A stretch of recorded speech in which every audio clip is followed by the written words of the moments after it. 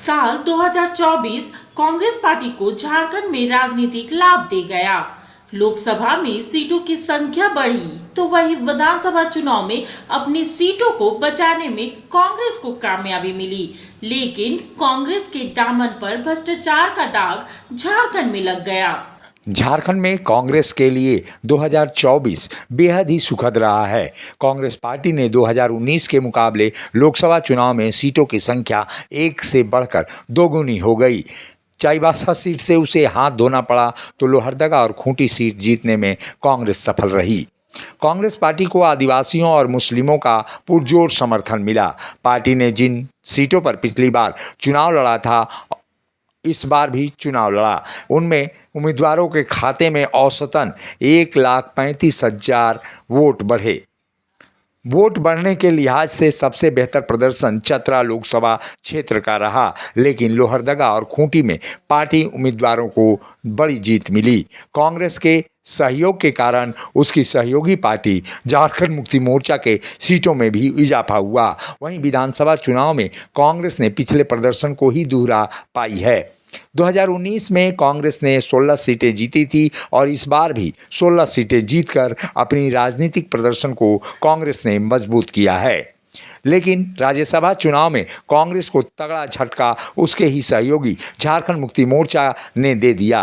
कांग्रेस राज्यसभा चुनाव में एक सीट पर दावा करती रही, लेकिन झारखंड मुक्ति मोर्चा ने अपने कोटे से सरफराज अहमद को उतारकर उसकी दावेदारी को ठुकरा दिया। 2024 में राजनीतिक नफे नुकसान को देखते हुए कांग्रेस के नेताओं ने इसे अपनी मजबूत स्थिति का दावा किया है। नहीं, देखिए, स्वाभाविक तौर पे पूरे साल में अगर प्रदेश की राजनीति को आप देखें तो एक और जहां कांग्रेस पूर्व से ज़्यादा धारदार और मजबूती के साथ संगठनात्मक रूप से उभरी है, वहीं हम जो हमारी सीटें थी वो सीट हम बचा पाए हैं। मतलब युवाओं का झुकाव कांग्रेस के प्रति हुआ है। कई बड़े ऐसे चेहरे कांग्रेस की सदस्यता ग्रहण किए हैं। तो स्वाभाविक तौर पे 2024 संगठनात्मक दृष्टिकोण से भी और सरकार के दृष्टिकोण से भी हमारे लिए बेहतर साबित हुआ है। जनता का प्यार मिला, जनता का आशीर्वाद मिला, जनता का भरपूर समर्थन और सहयोग प्राप्त हुआ है। कांग्रेस को संख्या बल के हिसाब से स्थिति को स्थिर रखा गया है, तो वहीं कांग्रेस तत्कालिक ग्रामीण विकास मंत्री रहे और कांग्रेस विधायक दल के नेता रहे आलमगीर आलम को ईडी ने 2024 में ही गिरफ्तार कर लिया। वहीं राज्यसभा सांसद रहे धीरज साहू के ठिकानों से 330 करोड़ रुपए की नकदी बरामद की गई। हालांकि ये पैसे उनके कारोबार के थे। ईडी को बाद में उन्होंने हिसाब भी देने का प्रयास किया और उसमें वो सफल भी रहे। कांग्रेस को भ्रष्टाचार के आरोपों के कारण जनता के बीच जवाब देना मुश्किल हुआ, तो वहीं भ्रष्टाचार के दाग उसके नेताओं के दामन पर लग गए हैं। कांग्रेस पार्टी की ओर से इस मामले में बीजेपी पर लगातार आरोप लगाए जा रहे हैं और ईडी पर भी निशाना साधा जा रहा है। देखिए, नुकसान की जहाँ तक बात करिएगा तो नुकसान जो हुआ वो आप भी देख रहे हैं और मैं भी देख रहा हूँ कि हम लोग के सबसे बड़े लीडर हैं, उनको ज़बरदस्ती का ईडी ने फंसाया। एक शरीफ आदमी के रूप में आलमगीर आलम को जाना जाता था और पर वक्त अति कांग्रेस के कार्यकर्ताओं के लिए एक बहुत अहम भूमिका निभाते थे, सबको मदद करते थे। आज वो नेता हम लोग के बीच में नहीं है। उनका ईडी के लोग ने जानबूझकर उनको फंसाया। जो उनका गिरफ्तार अति बेल के लिए 3 तारीख को बहस है। उम्मीद है कि देखिए उनका बेल हो जाना चाहिए, क्योंकि अभी तक 8 मरतबा चार्जशीट को ईडी ने रिवाइज किया है और उस पर कुछ भी आरोप नहीं है, लेकिन फिर भी ज़बरदस्ती को उनको रखे हुए। ये लेकिन पैसे तो मिले उनके घर से? पैसा उनके घर से नहीं मिला। उनके जो पीए थे उनका पीए के घर से भी नहीं मिला। उनका जहांगीर जो था उनका पैसा था वो, और जहांगीर के साथ ना संजीव कुमार का कोई रिलेशन था और ना ही आलमगीर आलम का कोई रिलेशन था।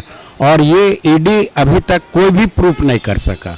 और ईडी अब तक जितने भी केस किए हैं सब सुप्रीम कोर्ट में ख़त्म हो चुका है, कोई प्रूफ नहीं कर सका, कोई चार्जशीट में नहीं आ सका कि इसने पैसा इसके पास से मिला है। तो ईडी जबरदस्ती का राजनीति से प्रेरित होकर लोगों को तंग कर रही है और परेशान कर रही है।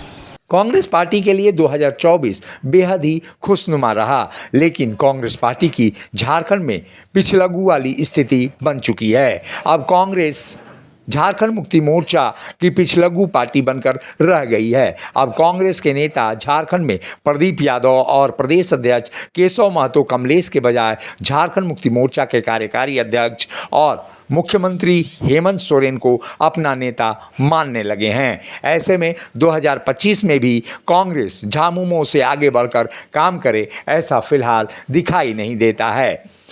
कांग्रेस के नेतृत्व क्षमता को लेकर भी अब सवाल खड़े हो रहे हैं। 2024 में जिस तरह से झारखंड मुक्ति मोर्चा के कार्यकारी अध्यक्ष और मुख्यमंत्री हेमंत सोरेन ने उसे अपने इशारों पर नचाया, ठीक वही स्थिति 2025 में भी दिखाई देती है। कांग्रेस पार्टी के लिए 2024 मिला जुलाकर अस्थिर करने वाला और बेहद ही अलग तरह का साल रहा। जहां कांग्रेस के नेतृत्व उभार में कमी आई, तो वहीं कांग्रेस एक पिछलग्गू पार्टी के रूप में क्षेत्रीय दल झारखंड मुक्ति मोर्चा के पीछे खड़ी होती हुई दिखाई दी। अब ऐसे में देखना होगा कि 2025 में क्या कांग्रेस इस छवि से बाहर निकलकर आने वाले दिनों में कोई बड़ा कार्य कर पाती है या जनता के बीच वो छवि बना पाती है। 2024 कांग्रेस के लिए काफ़ी बेहतर रहा। हालांकि लोकसभा चुनाव और विधानसभा चुनाव को देखते हुए कांग्रेस का न केवल सीटों में इजाफा हुआ, वहीं कांग्रेस ने अपनी 16 सीटें विधानसभा की बरकरार रखी और ऐसे में एक बार फिर से सत्ता में वापसी कांग्रेस की हुई। लेकिन कांग्रेस के जो बड़े नेता थे उन पर दाग लगना निश्चित रूप से कांग्रेस की छवि को नुकसान कर गया।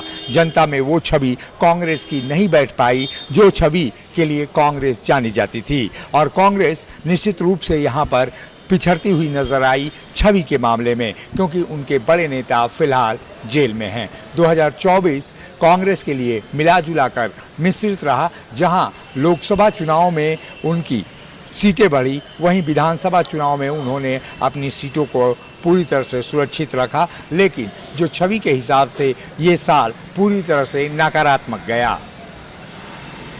सहयोगी शिल्पी के साथ अशोक कुमार, मुखर संवाद, रांची।